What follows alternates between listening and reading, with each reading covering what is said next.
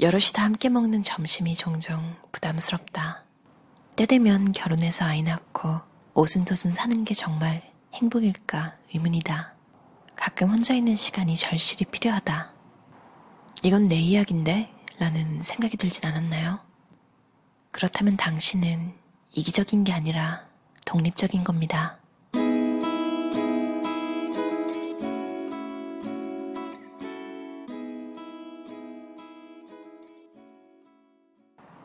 세상이 만들어 놓은 기준, 타인의 온갖 간섭과 지적, 나 자신을 속이는 내 안의 가짜 감정과 가짜 욕구로부터 자유로워지세요.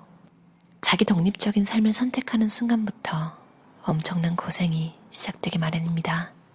자기 독립적인 삶이란 자신의 잘못된 선택에 대해 책임질 각오가 되어 있을 때 가능하다는 걸 잊어서는 안 됩니다. 자신의 잘못된 선택에 따른 고난을 견뎌내는 것이 진정한 자기 독립적 삶의 조건인 셈입니다. 오히려 돈을 위해서나 그럴듯한 대학 혹은 직장을 위해서 맹목적으로 살아갈 때는 개인으로서 고민할 필요가 없었습니다. 부모님이나 선생님, 상사의 말에 따르기만 하면 됐으니까요. 남들 다 하듯이 공부하고 대학 가고 입사하고 결혼하고 아이 낳고 집 장만하고 남들이 이게 맞다고 하면 우르르 몰려가 나도 그게 맞다고 하기만 하면 됐습니다. 하지만 자기 독립적인 삶을 살아가기로 결심한 당신은 이제 그럴 수 없습니다. 내가 내리는 결정, 내가 하는 행동과 생각은 온전히 나에 의한, 나를 위한 나의 결정, 행동, 생각이어야만 합니다. 그래야 내가 내 인생의 주인이 될 수 있습니다. 그래야 내 인생이 나의 것이 될 수 있습니다. 대범하게 생각하고 단호하게 결정하고 빨리빨리 움직이는 이가 있는 반면 차분하게 생각하고 신중하게 결정하고 천천히 움직이는 이가 있습니다. 빠른 삶이 어울리는 이는 빠르게 살아갈 때 자기 독립적으로 사는 것이고 느린 삶이 어울리는 이는 느리게 살아갈 때 자기 독립적으로 사는 것입니다. 내 페이스에 맞춰 살아가야 자기 독립적으로 살아가게 됩니다. 제가 생각하는 좋은 대인관계의 조건은 다음과 같습니다. 불편하면 안 됩니다. 내가 유지할 수 있어야 합니다. 감당할 수 없는 피해를 받으면 안 됩니다. 신세를 지는 순간 우리는 누군가에게 심리적으로 종속됩니다. 내 인생을 내 뜻대로 끌어가고 싶다면 경제적이건 심리적이건 나를 통제하고 간섭하는 이들로부터 독립해야 합니다. 누군가의 도움을 받다 보면 결국 그 사람이 시키는 대로 따라가게 됩니다. 부모로부터 간섭받고 싶지 않다면 그들의 도움까지도 과감히 포기해야 합니다. 우리는 이미 내가 지닌 재능에 대해서 너무 당연히 여기는 경향이 있습니다. 그것이 재능이라는 것을 모르기에 자기에게 재능이 없다고 착각하는 겁니다. 말을 잘하고 친구들과 잘 어울리는 것도 재능입니다. 친구들이 잘 따르고 나를 믿어주는 것도 재능이고요. 뭐가 되었던 내가 잘하는 것을 소중하게 여기세요. 현재는 확실하고 미래는 불확실합니다. 꿈을 위해 현재를 포기하는 삶은 미래를 위해 현재를 저당 잡히는 삶과 같습니다. 일단 무언가에 내 인생을 저당 잡히면 그만큼 나는 자기 독립적으로 살 수 없습니다. 현재를 굳건히 하는 것, 그것이 자기 독립적으로 내 인생을 살아가는 가장 분명한 방법입니다. 매일을 잘 살다 보면 성공하는 것이지 성공을 위해서 현재를 매일 거지처럼 살아선 안 되는 것입니다. 하루하루 행복한 삶은 결과와 상관없이 내 인생에 무언가를 남깁니다. 우리 마음속에 만들어진 자기도식, 고정관념, 자기 소모적인 습관, 패배적 태도를 혼자서 깨부순다는 것은 결코 쉽지 않은 일입니다. 그래서 우리에게는 함께할 동료가 필요합니다. 그러한 동료들로 이루어진 집단에 속하게 되면 가치관이 바뀌고 생각도 바뀌고 생활 습관도 바뀝니다. 한마디로 사람이 변화하는 것입니다. 종교를 믿지 않더라도 이 모든 것을 동시에 충족시킬 수 있는 누군가, 무언가, 어딘가가 있어야 자기 변화가 가능합니다. 상처 주는 사람 통제하기. 나에게 상처 주는 사람은 가급적 만나지 않는 것이 최선의 방책입니다. 가족이라도 나에게 상처를 준다면 멀리해야 합니다. 더 열심히 일하고 지출을 줄여서 돈을 모은 후 원룸이라도 얻어 집에서 나와 살아야 합니다. 직장에서 누군가가 나를 괴롭힌다면 실력을 더 갖춘 후 더 나은 회사로 옮겨야 합니다. 월급은 적고 일은 많은 회사의 경우 사람들이 누군가에게 화풀이를 하는 일이 잦습니다. 스트레스가 심할 수밖에 없으니까요. 월급 많고 대우 좋고 일은 적당한 직장일수록 사람들이 마음에 여유가 있어 누군가를 심하게 괴롭히는 일이 상대적으로 적을 수밖에 없습니다. 어떻게 통제할 수 있을까요? 첫째, 무반응으로 일관하기. 사람들이 누군가를 놀리는 것은 상대의 반응이 재미있기 때문입니다. 내가 말을 하지 않으면 보통 상대는 화를 내다가도 침묵이 불편해 우물쭈물하며 이야기를 짧게 끝내게 됩니다. 둘째, 정색하기. 세 번째, 맞대응하기. 친구나 가족에게는 충분히 가능한 방법입니다. 누가 나의 외모를 문제 삼으면 나도 상대의 외모를 문제 삼는 겁니다. 상대가 나에게 뚱뚱하다고 하면 나는 상대에게 너는 피부가 그게 뭐니? 하고 쏘아붙이는 식이죠. 상대가 반박하려고 하면 내 할 말만 하고 일어납니다.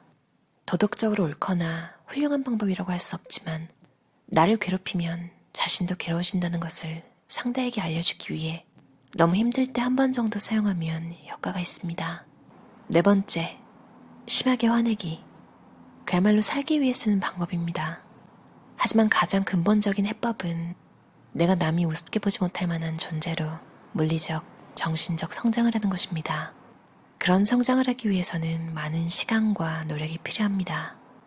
세상에 공짜는 없습니다.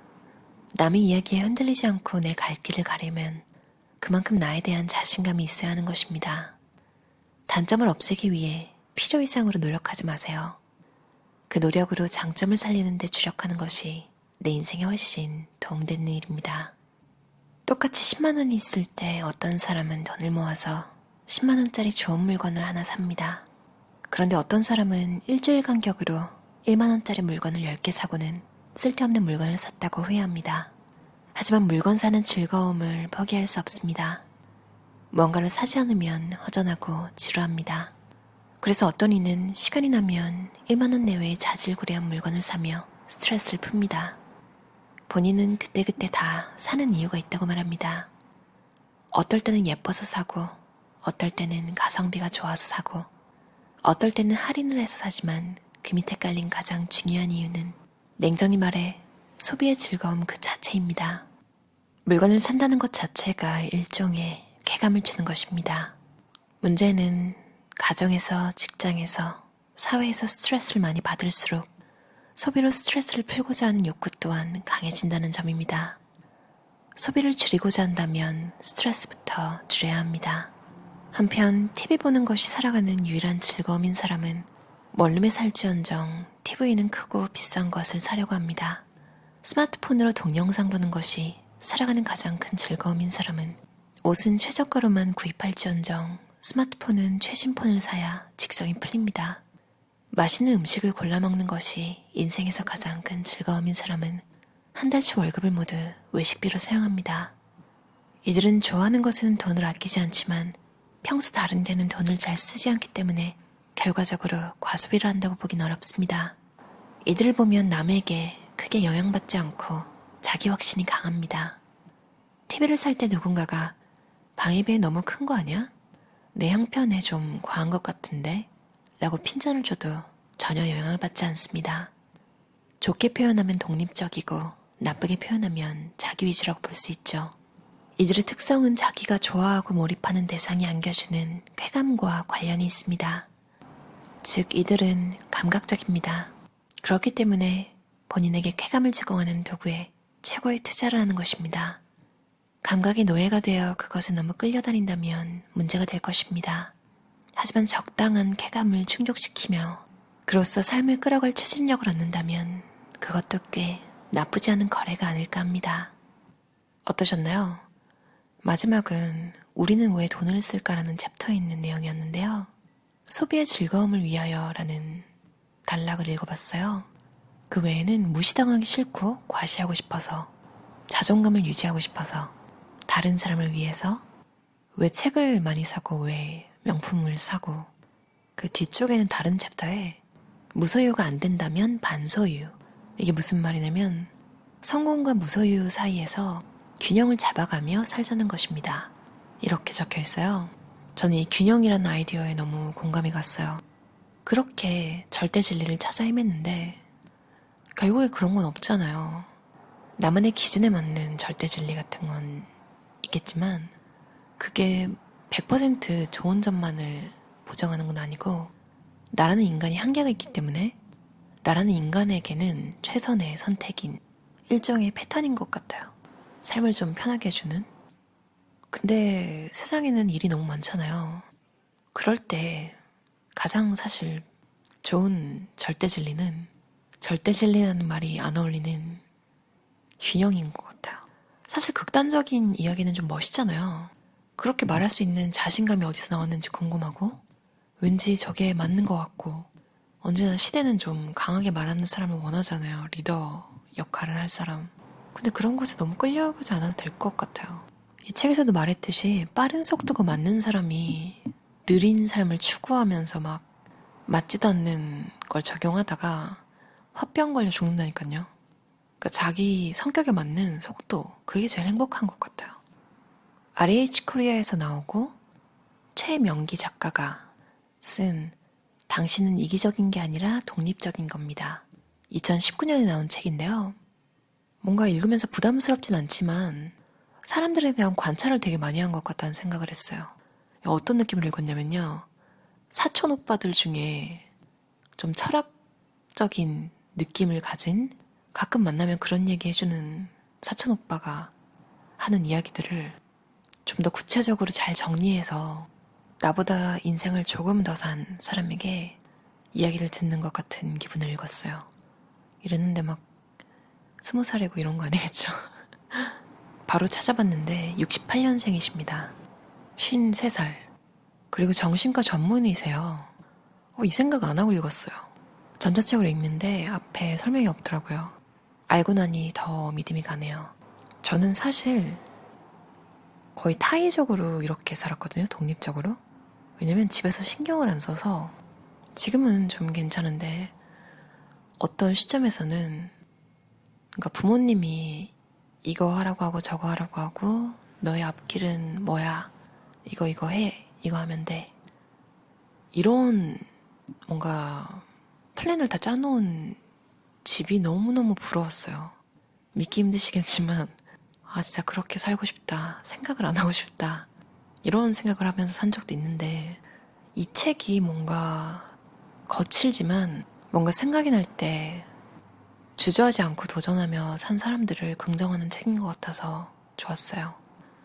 그리고 여러분들 느끼시겠지만 일반인이 쓴 힐링서보다 정신과 전문의들이 쓴 책을 보면 의외로 잘라내는, 그러니까 인간관계도 그렇고 뭔가 싫은 일도 그렇고 내 마음이 그게 편하다면 극단적인 것도 괜찮다고 말해줘서 극단적으로 뭘 쳐내거나 삭제하고 버리고 떠나고 이런 걸 되게 괜찮게 보더라고요. 그래서 항상 놀라워요. 어쩌면 우린 너무 주변에 고만고만한 사람들, 뭔가 이해관계가 있는 사람들, 내가 떠나면 피해를 보는 사람들이 있잖아요. 그런 사람들의 이야기를 너무 들으면서 맨날 똑같이 너무 살아온 건 아닌가 이런 생각도 좀 들었어요. 결론은 뭐 하고 싶은 거 하면서 살아도 조금 힘들어도 어떻게든 사라진다. 그게 제가 요즘 느끼는 거고요. 여러분도 무소유가 안 된다면 반소유. 이미 이렇게 잘 살고 계셨다면 남들이 뭐라 하던 이기적인 게 아니라 독립적인 겁니다. 그럼 오늘도 들으셔서 감사합니다. 편안한 밤 보내세요.